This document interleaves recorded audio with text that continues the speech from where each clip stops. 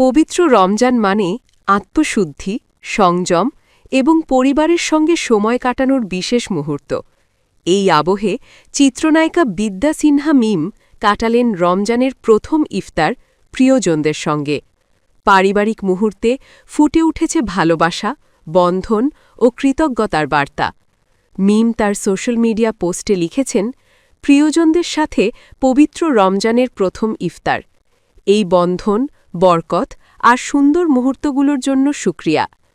ছবিতে দেখা যায় ঘরোয়া পরিবেশে সাজানো ডাইনিং টেবিল ঘিরে বসেছেন পরিবারের সদস্যরা। টেবিল জুড়ে রয়েছে বাহারি ইফতার, ফল, পিঠা, হালুয়া, ভাজাপোড়া, জুস সহ নানা আয়োজন। সবার মুখে প্রশান্তির হাসি, যেন দীর্ঘদিনের ব্যস্ততা পেরিয়ে একসাথে বসার শান্ত আনন্দ। মিম নিজেও পরিবারের সবার সঙ্গে সাধারণ কিন্তু সৌম্য সাজে উপস্থিত, যা মুহূর্তটিকে আরও আন্তরিক করে তুলেছে। গ্ল্যামার বা ক্যামেরার ঝলকানির বাইরে এই দৃশ্য যেন তার ব্যক্তিজীবনের অন্য এক অনাবিল অধ্যায়।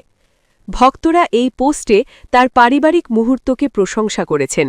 অনেকেই মন্তব্য করেছেন, ব্যস্ত জীবনের মাঝেও পরিবারের সঙ্গে সময় কাটানোই আসল প্রাপ্তি।